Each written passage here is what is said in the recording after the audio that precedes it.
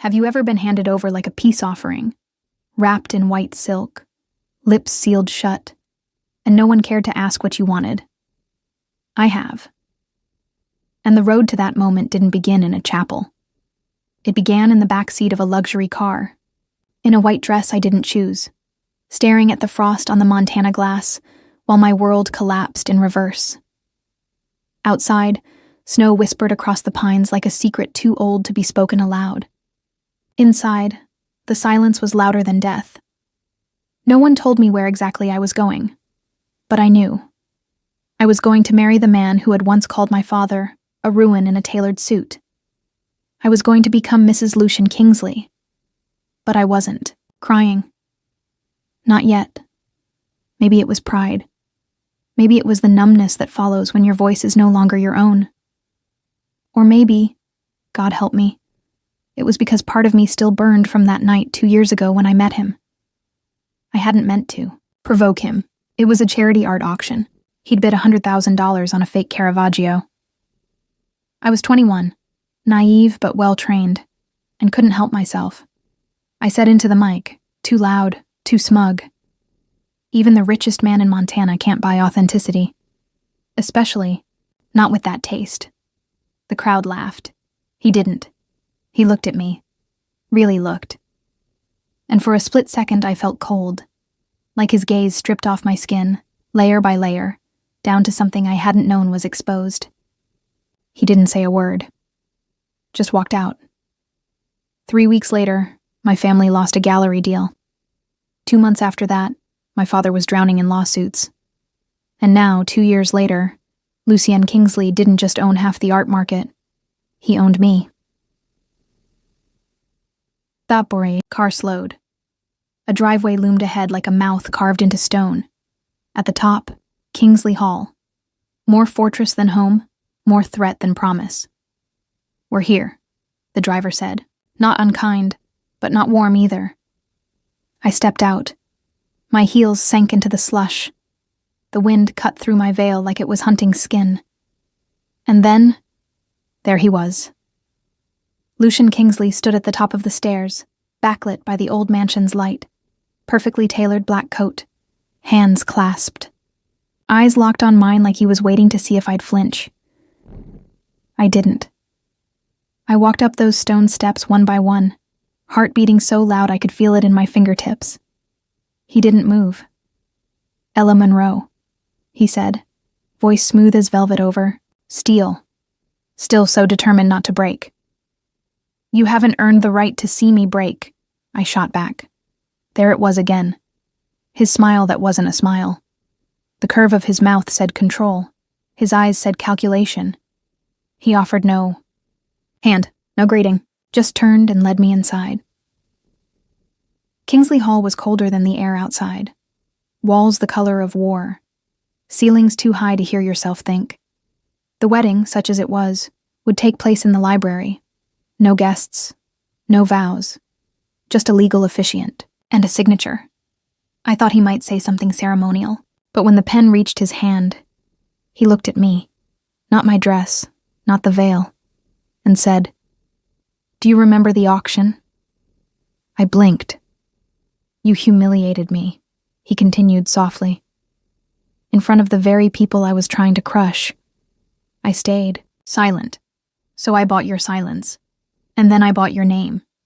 But what I didn't expect," he stepped closer, breath warm against the chilled air between us, "was how much I'd want to see you tremble."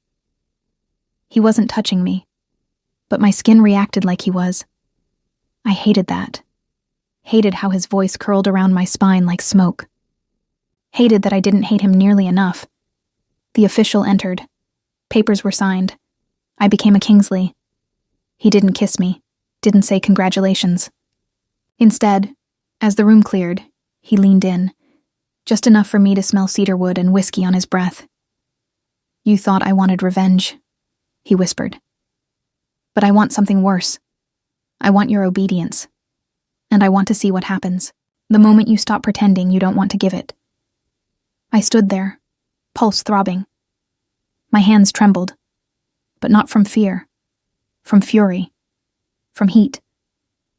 from something I didn't have a name for yet. He walked away without looking back, and I just stood there in my wedding dress, realizing the war hadn't ended with this union. It had just begun. People say marriage is a promise. Mine felt more like a dare. He thinks he owns me. But the truth is, I signed that paper not to save my family. I signed it because I wanted to watch a man like Lucian Kingsley learn what it's like to lose control. What about you? Have you ever done something reckless, just to see if the world would flinch? I did. In white. With a man who looks at me like I'm both the storm and the firewood. And I think I just started a war I might not want to win. The bedroom was colder than the rest of the house. That felt intentional. It had high ceilings, bare walls, a fireplace that hadn't been lit in years. One massive window overlooked a frozen lake, the surface white and silent like a corpse under glass. On the bed sat a folder. Thick, cream-colored, monogrammed. Of course, I didn't touch it. Not yet. I stepped out of my heels and walked barefoot, across the wooden floor, feeling the chill climb through the bones of my feet. This wasn't a room designed for comfort. It was designed for control. Behind me, the door clicked. I didn't have to turn to know it was him. I told them not to start the fire, Lucian said, voice even, casual, like he was commenting on the weather. I wanted to see how long you'd last. I turned. He stood in the doorway, hands in, his pockets, eyes dark as polished obsidian. The kind of gaze that made you feel like prey, even when he hadn't moved an inch. Is this a test? I asked, folding my arms. No, he said. It's a courtesy. I raised a brow. You'll be staying here, he said, nodding toward the room. Alone. Unless you change your mind. About what? About who you belong to. I walked over to the folder, opened it with one finger. A contract. Standard in tone, clinical in phrasing, but unmistakable in message. Separate rooms. No physical contact unless mutually initiated. Public appearances only upon request. No obligations. No expectations. No love. This is a legal leash, I said quietly. It's a shield, he corrected. You seem determined to prove you're not here to be used. This gives you space to prove it. I closed the folder. Why even marry me then? He smiled. Faint, dangerous. Because, and he said, you needed to be silenced, and I needed to know what it would feel like to own something that once wounded me. His honesty was more terrifying than any lie could have been. I stepped closer. Close enough to see the faint scar beneath his left cheekbone. Not from battle. Too thin. Too neat. A paper cut from his past, maybe. Or from someone who got closer than she should have. You could have had anyone, I said. I didn't want anyone, he replied. Just me? He looked down at me, and for 1 second, I didn't feel cold. I don't want you, Ella. I want what happens to me when you walk into a room. The silence, the tension, the reminder that I'm still ruled by something I can't name. I hated how much I understood that. He stepped back, gaze unreadable. Dinner is at 8. You can come down. Or not. He turned to leave. I should have let him go. Should have said nothing. But something in me cracked open. Something raw and reckless. You're afraid of me, I said. Lucian stopped. Then, slowly, he turned his head like a wolf scenting blood. Afraid, he repeated. Yes, I said. That's why you keep trying to contain me, control me, freeze me out.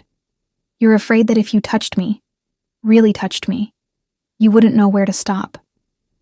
The air between us thickened. He stepped forward again, slower this time, until we were only inches apart. My breath caught, stupidly, involuntarily. His eyes searched mine. Not for defiance, not for surrender, for something deeper. Something he didn't trust himself to name. Then, in a voice that barely qualified as human, he said, You may be right. Then he turned and walked out. The door clicked shut behind him. I stood alone in the cold. The fireplace still hadn't been lit. I didn't sign the contract that night. I left it on the bed and watched the snow fall past the window until my fingers went numb. I wasn't afraid of Lucien Kingsley, but I was starting to be afraid of what I might become in his house. That kind of hunger, that kind of control, that kind of quiet tension that curled around my ankles like silk and threatened to drag me under. He didn't scare me, but the fact that part of me wanted him to, that did. I used to think power was about money, status, leverage. But standing there in a room he built to make me feel small, I realized something else. He had the money, the control, the name. But I was the one he couldn't stop looking at. I was the one who made him speak softly. The one who made him hesitate, and maybe, just maybe, that meant he didn't own me at all. Maybe I'd been given the keys to a prison I could burn from the inside. People say revenge is a dish best served cold. I'd like to see how Lucien Kingsley handles heat.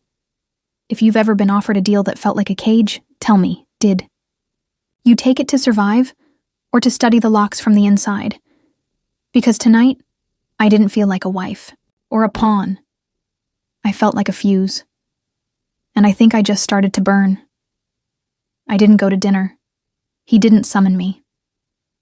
For the next 2 days, we circled each other like two predators locked in a mirrored room, silent, waiting to see who would flinch first. I filled the hours the only way I knew how, with work. Someone on staff had unpacked my equipment, gesso, scalpels, ultrafine brushes. I found a study off the library with soft, natural light and claimed it. No one objected. No one dared. There, among the dust and heavy silence, I uncovered a 19th century oil portrait stored behind cracked glass. A woman in deep green velvet, gaze turned away, mouth slightly parted, like she was about to confess something she couldn't say aloud. I knew that expression. I wore it every time I caught Lucien looking at me. The crack ran diagonally across her face, right through the lips. Of course it did. I worked in silence, fingertips gently pressing solvents into canvas, breathing steady, movements precise.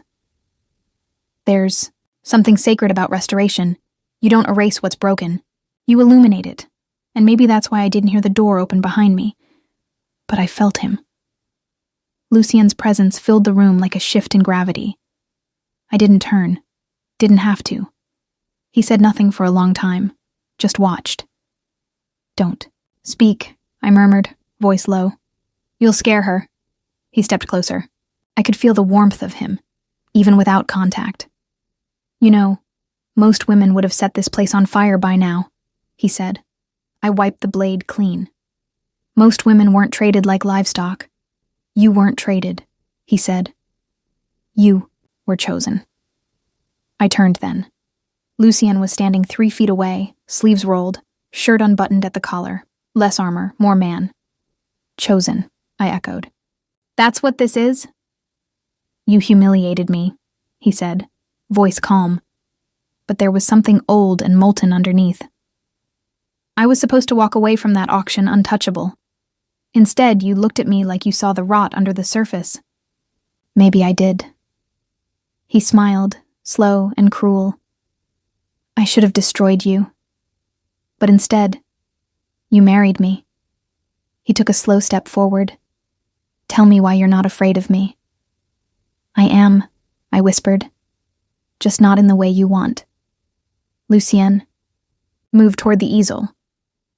Looked at the painting without really seeing it. You're restoring her, he said. Yes. Why? Because she's worth it. He turned his head then and looked at me. Really looked at me. That's what terrifies me about you, he said. You look at ruin and try to bring it back. The air crackled. And then, his hand moved. So slow I could have stopped it. So gentle it made my skin ache. Fingers grazing the edge of my wrist. Just a touch. But everything in me reacted as if I'd been thrown into fire. I didn't flinch. Didn't move, just exhaled. A sound, low and trembling, escaped my lips before I could stop it. It wasn't pain. It wasn't fear. It was recognition. Lucian froze. His eyes locked on mine, the way a man stares at a crack in the dam right before the flood. Then he stepped back, too fast, like he'd touched something holy by mistake.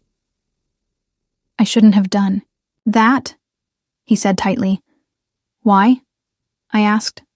My voice was steadier than I felt. Because I don't know what happens when I start. Maybe, I said. You're more afraid of what happens if you don't. His jaw flexed. For a man so used to power, control, dominance, he looked undone. The moment splintered. He turned on his heel and left, without another word. The door slammed behind him, and I was left standing in the quiet, with my heart thudding, my wrist still tingling, and the sense that something irreversible had just begun. I looked at the painting, at the woman with the parted lips. She wasn't turning away anymore. If anyone ever tells you touch isn't a weapon, they've never been touched like that. What scared me most wasn't that I'd moaned. It was that I'd wanted to. It was that I still did. Tell me something. Have you ever been touched so lightly it broke you? So softly it echoed louder than a scream? He barely laid a finger on me. But now I can't stop remembering how it felt. And I'm starting to think that first touch wasn't a beginning. It was a warning. I didn't see him again until the next night. Lucian didn't knock. He just appeared in the doorway of the library, as if the walls had summoned him. His suit was charcoal, his voice, smoke and stillness. You're not eating. I didn't look up from the book in my lap. Observation, not concern. You need food. You need boundaries. That earned me the ghost of a smirk. He stepped in, walking past rows of old books like he belonged to their era. A man sculpted for war, preserved in cashmere and secrets. I closed my book. If you're here to touch me again, you'll have to use more than your fingers this time. He paused mid-step. A flicker of something crossed his face. Surprise? Lust? Shame? He masked it fast. No. I'm here to give you something else. He handed me an envelope. Heavy. Cream-colored. His signature in ink across the seal. Inside were photos. Dozens of them. Newspaper clippings.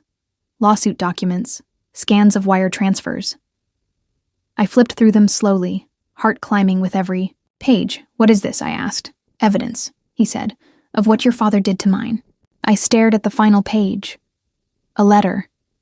Dated 15 years ago. Signed by my father. Promising silence in exchange for controlling shares of a failing firm. The signature matched. The ink was real. My stomach dropped. Your father faked an investment. Scandal, Lucian said quietly. Used my parents as scapegoats. Let them drown to keep his company afloat. My throat was suddenly dry. You think this is why I'm here? To pay for his sins? You're here, he said, because it was the only deal your father was willing to make. One daughter to settle the war, one Monroe to bring peace. But I didn't accept that deal for peace, Ella. He stepped closer. Just once. I accepted it to end a legacy. The heat in my chest wasn't anger. It was shame. I hadn't known. Hadn't seen the blood under the family crest I carried so carelessly. I was a child, I said. I didn't know. I know. His voice was low, controlled, but something frayed beneath it. I should have destroyed your family completely, he added, but I wanted something different. I wanted you. I stood slowly, the envelope in my hand like a weight I didn't know how to drop. Why me? Because when you humiliated me at that auction, you didn't do it for attention. You did it because you believed what you said. I did. And that terrified me. Lucien turned toward the fire, and I saw, for the first time, the lines in his shoulders. tension he carried like armor. "I've built an empire on obedience," he said. "People move when I enter a room. Men tremble. Women seduce. And then, you, this unpolished, furious girl in a gallery apron, looked at me like I wasn't worth a second glance. You wanted revenge. I wanted to forget that moment ever happened." He turned to face me again, and this time, I saw it. Not hate, not hunger, but something worse. Regret. "I thought if I took you," he said, "I'd regain control. Have you?" Lucian didn't answer. Instead, he moved to the bar cart, poured whiskey into 2 glasses, and held one out. I hesitated, then took it. The rim was cold against my lips. He didn't sit, just stood, watching the fire. "You know, my mother used to paint," he said. "She believed color could cure sorrow." "What happened to her?" "She died in that scandal. Of shame, of silence." I watched him now, his profile lit in orange, the strong line of his jaw, the flicker of a muscle in his temple. "She believed truth could save us," he continued. "But truth didn't matter. Power did. And your father had it." He turned toward me. "I swore I'd never let anyone take power from me again, until you walked into my life and made me want to give it away." My heart skipped. It wasn't a declaration. Not yet. But it was the first crack. "You want me to pity you?" I said, softer than before. "No. I want you to understand what you married." He took a step forward. "What happens between us from now on, Ella, is no longer about your father or mine. It's about what we do with the ruins we've been handed." Silence fell between us, heavy and aware. Then he reached out, not to touch, but to offer his glass in a toast. "To truth," he said. I clinked mine against his, and drank. If pain was a language, Lucian Kingsley spoke it fluently. But somewhere in that broken dialect, I heard something else. Hope. You ever sit across from the person who ruined your life and realize they might be the only one who can help you rebuild it? That was tonight. He didn't ask for forgiveness. He gave me truth. And I don't know what's more dangerous. A man who lies to you, or one who finally doesn't. Dubai. Power went out just after midnight. I was in the gallery hallway, trying to sleepwalk my thoughts away, when the lights blinked once, twice, and then gave up. For a second, the house exhaled. Every humming wire, every bulb, every warm trace of life vanished, swallowed by Montana's brutal winter night. Then I heard it. His voice. "You shouldn't be wandering." Lucian stepped from the shadows like the house had conjured him. He wasn't dressed for sleep. He never was. Just black slacks and a half-buttoned shirt that clung to him like a second skin. Power made flesh. "There's a generator," he said, "but it doesn't reach this wing. Of course it doesn't." He raised a brow. "This wing," I said, "the one you locked me into." "I didn't lock you in, Ella. You stayed. Maybe I wanted to see what it felt like. To be trapped? No, to trap you." Silence stretched between us, thick as the dark. Outside, the wind howled against the windows like it was trying to claw its way in. A storm. A real one. He didn't move. Neither did I. Then he said it. Low, dangerous, closer than I expected. "I dream about that night. My breath. Caught, the auction," he clarified. "When you humiliated me. You deserved it." He nodded slowly. "I know." Lightning flashed. A long silver rip across the hallway wall. Then darkness again. "I hated you," he said. "I know. I still might." "Do it then," I whispered. "Hate me." He stepped closer. I didn't back away. I couldn't. His hand came up, slow, deliberate, fingertips brushing the side of my jaw like a match being struck. My skin lit up like it had been waiting for the flame. "I don't know what this is," he said. "I do," I said. "It's a fight, and we both keep losing." Then I pulled him toward me and kissed him. It wasn't soft. It was war. Lips crashing, teeth scraping, hands grabbing cloth like it might disappear if we didn't hold hard enough. I felt his body tense, then give in completely. The hallway disappeared. The house disappeared. Only heat. Mouth. Hands. A storm behind glass. He pressed me back against the wall with one arm braced beside my head, the other tangled in my hair. "You drive me insane," he breathed against my mouth. "Good," I whispered. "Now you know how it feels." Another kiss. Deeper. Desperate. No strategy. No distance. Just the violent, aching collision of two people who'd built walls too long. When he finally pulled back, we were both gasping. Lightning flashed again. His eyes searched, mine wild, disarmed, real. "Do you want this?" he asked, hoarse. "Yes," I said. "God, yes." But I wasn't talking about sex. I was talking about us. This impossible, burning thing we'd been pretending we could manage. He touched my cheek. Slower this time. Reverent. Like he'd only just realized I was real. Then he did something I didn't expect. He laughed. Quiet. Shaken. I've never kissed someone like that. Like what? Like I didn't care who lost. We stood in silence for a long beat. Our hearts beat between us like a third thing. Alive. Pulsing. Undeniable. "I don't want to be a pawn anymore," I said. "Then stop acting like one," he replied. He kissed me again. Quick. Certain. And left. No explanation. No command. Just gone. Leaving me there with lips tingling, breath gone, and the walls of the house no longer feeling like they were closing in. For the first time, I wanted to stay inside them. You ever start a war and realize halfway through that what you really want is to surrender? That was me. Tonight. And Lucian Kingsley? He's not a man who gives kisses freely, but he gave me that one. So what does that make me? A fool? A fuse? Or the only thing he can't conquer? You tell me, because tonight, I didn't walk away. I kissed the enemy, and I liked it. I didn't sleep. Not after that kiss. Not after the way his breath had caught when I said yes.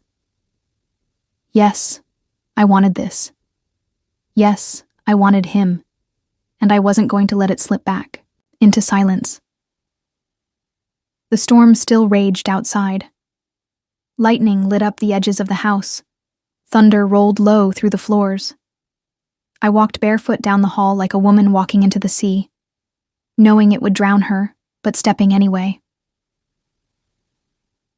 Lucian's door wasn't locked. I didn't knock. He looked up from where he stood by the fireplace. No jacket. Shirt half open, sleeves rolled, chest rising slowly like he'd been expecting me, but not trusting himself to hope. I didn't say a word. I walked toward him and dropped the silk robe I was wearing. Naked. Completely. He didn't move. Didn't blink. His throat moved as he swallowed. Hard. "Ella," he said, almost like a warning. "No more pretending," I said. "No more control." Still, he didn't touch me.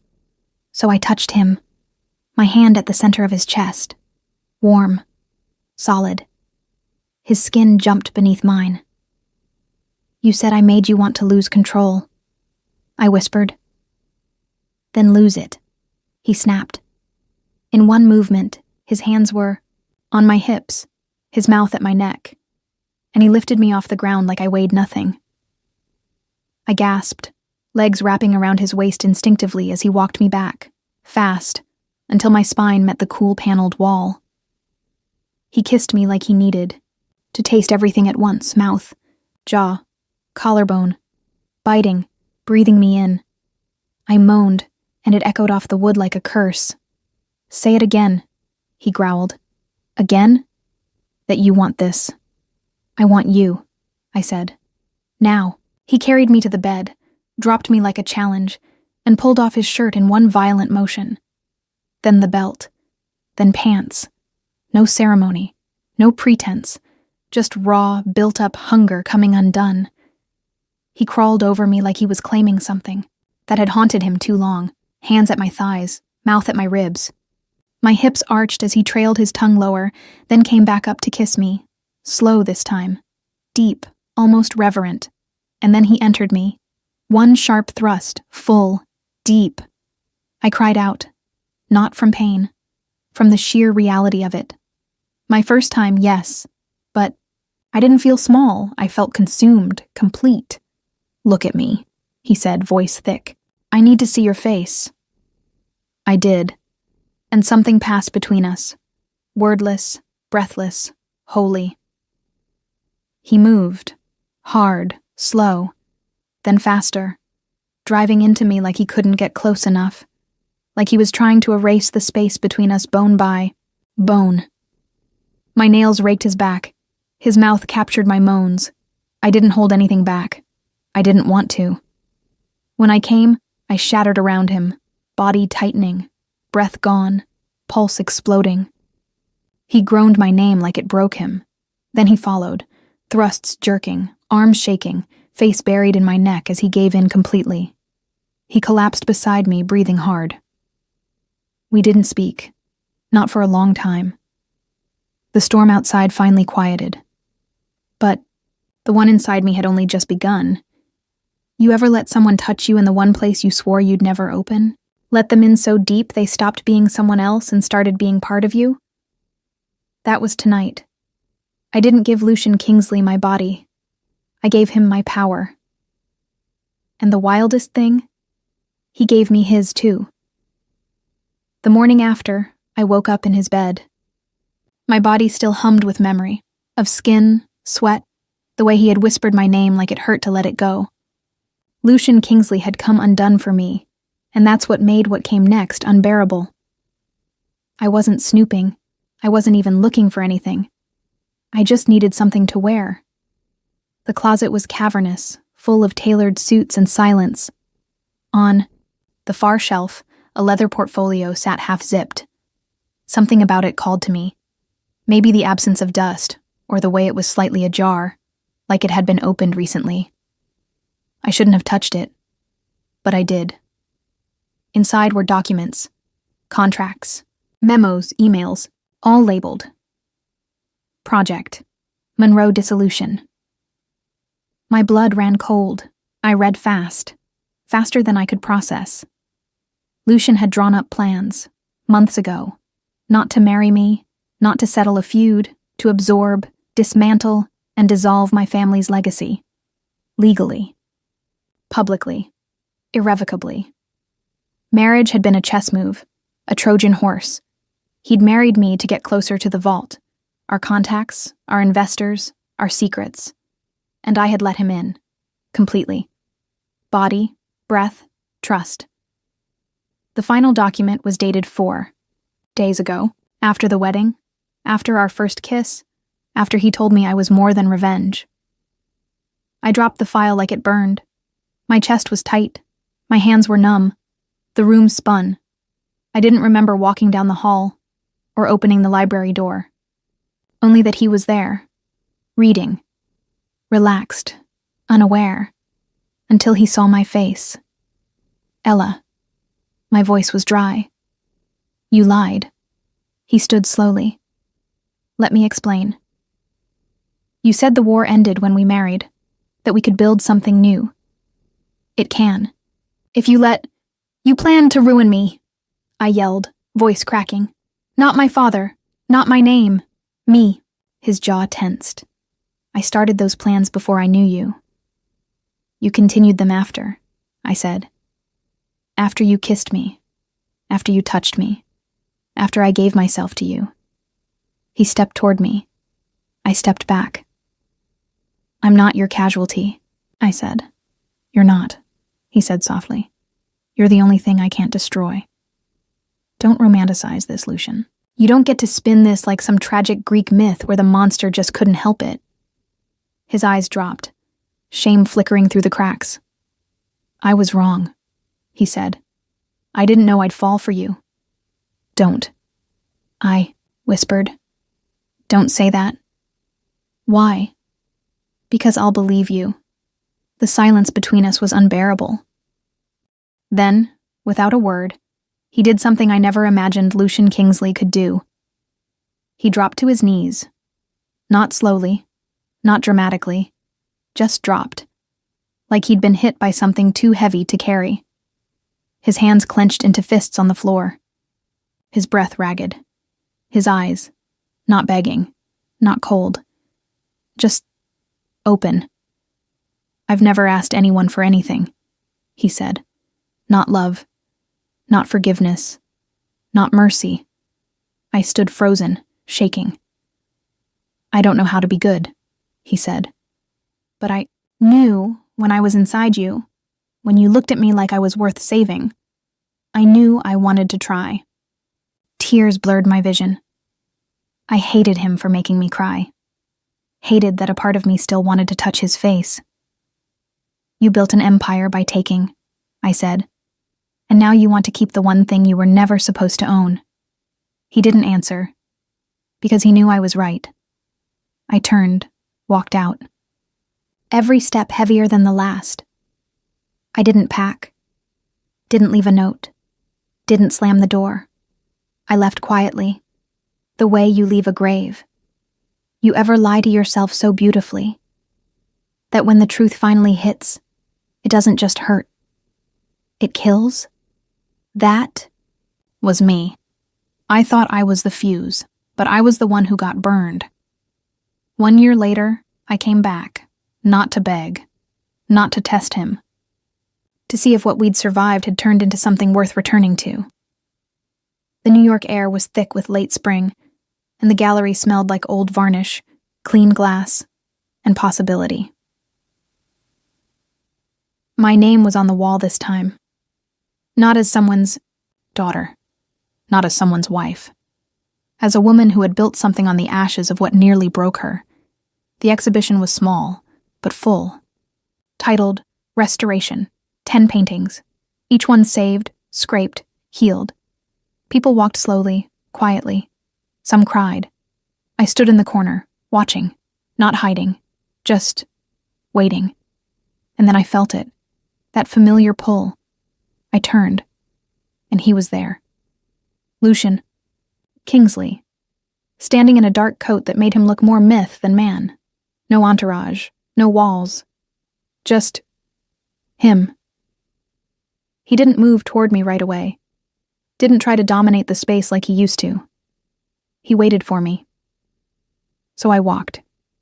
We met halfway, between two canvases, between the past and whatever this was now. Did you like the exhibit? I asked. I funded it, he said. I blinked. You what?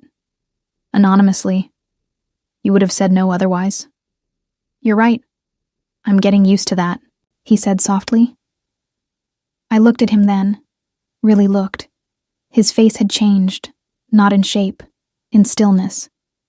He no longer wore power like armor. He wore it like skin, familiar but no longer a weapon. Why? I asked. Why help me? Because I had everything once. Then I had you. And then I lost both. And that made me realize. He stepped closer. None of it meant anything without the one person who ever looked at me like I was still worth fixing. My throat tightened. I wasn't ready to forgive. You, I said. I know. But I did. He breathed in like that alone undid him. I've spent the last year unlearning how to win, he said, because I never want to win against you again. I just want to walk beside you.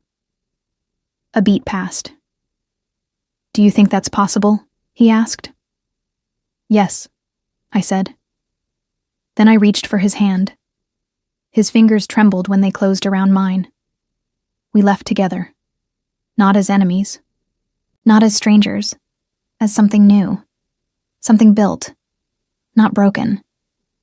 At home, he made us coffee like it was routine. I sat barefoot on his kitchen counter, wearing one of his shirts, and we talked. Really talked. For hours.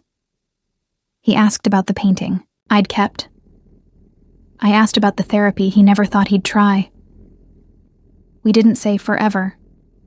We said, let's see, and it was enough, because we'd seen the worst of each other, and still chose again.